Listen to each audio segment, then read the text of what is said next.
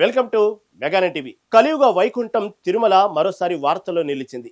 ఈ ఏడాది వైకుంఠ ద్వార దర్శనాల సందర్భంగా భక్తులు మునుపెన్నడూ లేని విధంగా రికార్డులు సృష్టించారు. 10 రోజుల పాటు సాగిన ఈ ఆధ్యాత్మిక వేడుకలో తిరుమలగిరులు భక్తజన సంద్రమయ్యాయి. గోవిందా గోవిందా అనే నామస్మరణతో సప్తగిరులు మారుమోగిపోయాయి. టీటీడీ చరిత్రలోనే ఇది ఒక సరికొత్త మైలురాయిగా నిలిచిపోనుంది. అసలు ఈ 10 రోజుల్లో ఎంతమంది భక్తులు స్వామివారిని దర్శించుకున్నారు? హుండీ ద్వారా వచ్చిన ఆదాయం ఎంత? మీకు విషయం తెలుసా?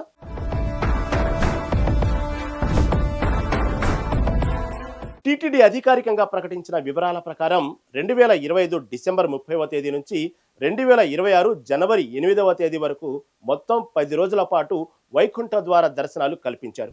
10 రోజుల్లో ఏకంగా 7.9 లక్షలకు పైగా భక్తులు శ్రీవారిని దర్శించుకున్నట్లు సమాచారం. గత ఏడాది నమోదైన 6.83 లక్షల భక్తుల రికార్డును ఈసారి చాలా సునాయాసంగా బ్రేక్ చేశారు. రోజుకు సగటున 75,000 నుంచి 90,000 మంది వరకు భక్తులు వైకుంఠ ద్వారం ద్వారా ప్రవేశించి స్వామివారిని దర్శించుకోవడం విశేషం.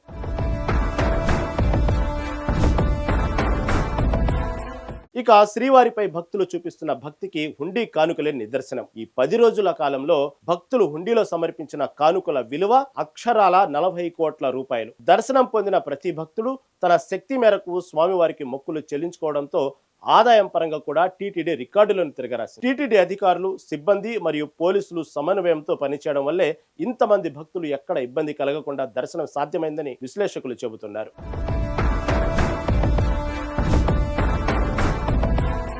ఈసారి వైకుంఠ ద్వార దర్శనం ఇంత విజయవంతం కావడానికి ప్రధాన కారణం టీటీడీ అమలు చేసిన వ్యూహాత్మక ప్రణాళికలే. భక్తుల రద్దీని ముందే అంచనా వేసి దానికి తగ్గట్టుగా క్యూ లైన్లు, అన్నప్రసాదం మరియు మౌలిక సదుపాయాలను మెరుగుపరిచారు.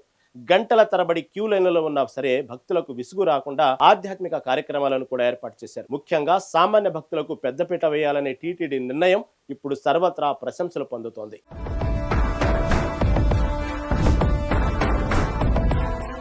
మొత్తానికి 2026 వైకుంఠ ద్వార దర్శనం తిరుమల చరిత్రలో ఒక రికార్డుగా నిలిచిపోనుంది. గత రికార్డులన్నీ కనుమరుగై కొత్త చరిత్ర మొదలైంది. మరి ఈ ఏడాది రికార్డు స్థాయి దర్శనాలపై మీరేమనుకుంటున్నారు? మీరు కూడా వైకుంఠ ద్వారం ద్వారా స్వామివారిని దర్శించుకున్నారా? మీ అనుభవాన్ని కామెంట్స్ లో తెలియజేయండి.